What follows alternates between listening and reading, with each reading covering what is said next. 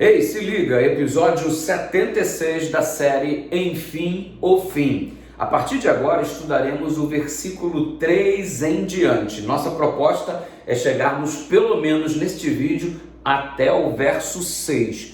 Aqui no versículo 3 do capítulo 11, nós encontramos a seguinte declaração: darei autoridade às minhas duas testemunhas que profetizarão durante 1260 dias. 1260 dias vestidas de pano de saco. Ei, vestir-se de pano de saco significa um processo de contrição, significa no cenário bíblico um processo que nos direciona a arrependimento. Normalmente o indivíduo, quando estava arrependido no cenário bíblico, rasgava suas vestes, vestia pano de saco e jogava cinza na cabeça. Era uma atitude para demonstrar, mesmo que externamente, o fato de que estavam arrependidos indivíduos por conta de algum pecado cometido. E olha, essas duas testemunhas estão profetizando durante 1260 anos para trazer arrependimento. Exatamente. E você observa que esses 1260 anos é um cenário que se apresenta repetidamente no livro de Daniel e também no livro do Apocalipse. E é o equivalente a 42 meses, que também é equivalente a um tempo, 2 tempos e metade de um tempo. Um tempo, 2 tempos e metade de um tempo é igual a 42 meses, que é igual também ao mesmo período denominado de 1260 anos.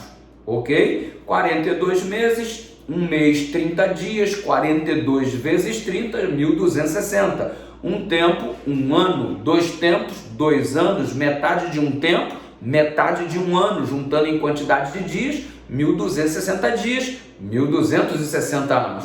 Ou seja, o conteúdo profético é o mesmo. E quando ele aparece lá em Daniel capítulo 7, falando sobre o poder da supremacia do chifre pequeno, que estava surgindo do Império Romano e estaria perseguindo os santos de Deus, os servos de Deus, mudando os tempos e a lei. A supremacia no período papal vivido no Império Romano, ela deu-se exatamente durante 1260 anos, culminando em 1798 com a Revolução Francesa, de modo que os 1260 anos terminaram em 1798.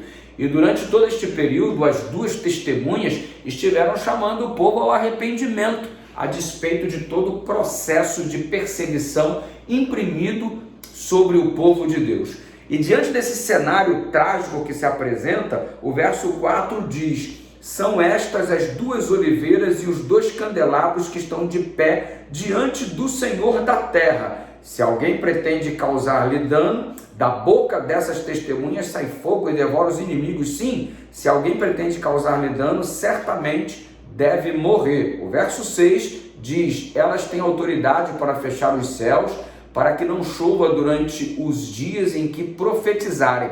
Tem autoridade também sobre as águas para transformá-la em sangue, bem como para ferir a terra com todo tipo de flagelos, tantas vezes quantos quiserem. Você já deve ter lembrado imediatamente ao ler essa citação junto comigo do fato de que Moisés foi o indivíduo que lançou as pragas ali, ou foi o precursor, foi aquele anunciador de tudo isso. E você deve ter se lembrado também da história de Elias, que profetizou que não choveria sobre a terra durante 3 anos e meio. Esse é o cenário que se apresenta e, a princípio, você quer identificar imediatamente que trata-se de Elias e também de Moisés, as duas testemunhas. Mas nós vamos analisar neste vídeo que a palavra testemunha vem de depor, testificar, vem do marturel grego, que significa Marte.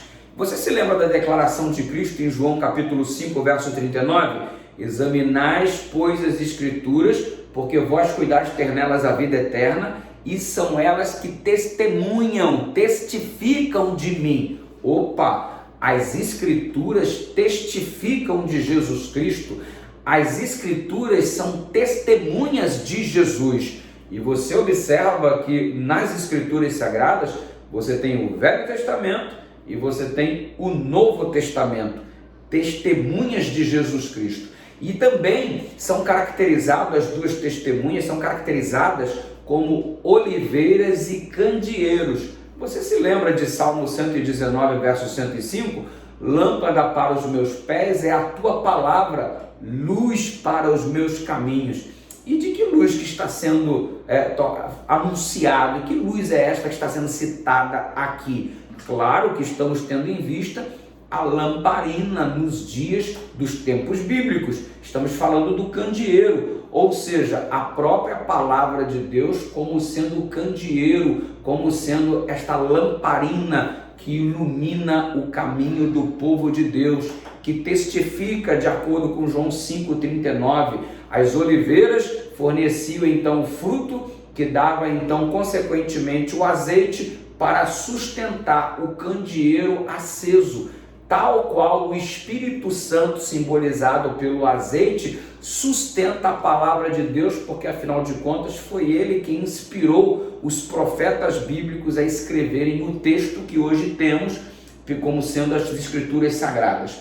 Diante de todo esse cenário, como é que a Bíblia poderia trazer pragas?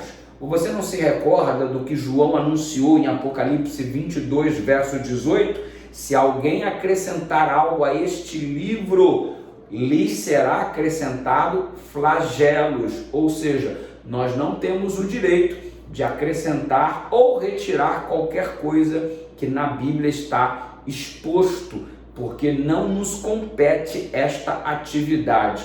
Deus enviou, é o conteúdo outorgado dele para o seu povo e, consequentemente, nós não temos autoridade nenhuma para pôr ou para retirar algo da Bíblia. E Moisés e Elias estão sendo citadas aqui, ainda que indiretamente, citados, as duas testemunhas que voltaram à vida e estão no céu durante este período de 1260 anos. Você sabe que Moisés ressuscitou, foi ao céu, Elias foi trasladado, encontra-se no céu, e são as duas testemunhas que estiveram, inclusive, olhando tudo o que está acontecendo aqui durante esse período de 1260 anos. E esses 3 anos e meio, pragas das águas do rio Nilo, e você vai olhar 3 anos e meio, 42 meses, 1260 dias, ou seja, períodos que estão interrelacionados. E como já lhes citei, o pano de saco funciona como cenário de contrição e arrependimento. Estamos aí no desenvolvimento do estudo do capítulo 11 do livro do Apocalipse, desta série, Enfim, o Fim. Espero que você compartilhe, espero que você esteja gostando e esteja sendo edificante para a sua vida também, em nome de Jesus. Um grande abraço, compartilha, curte, Deus abençoe sua vida.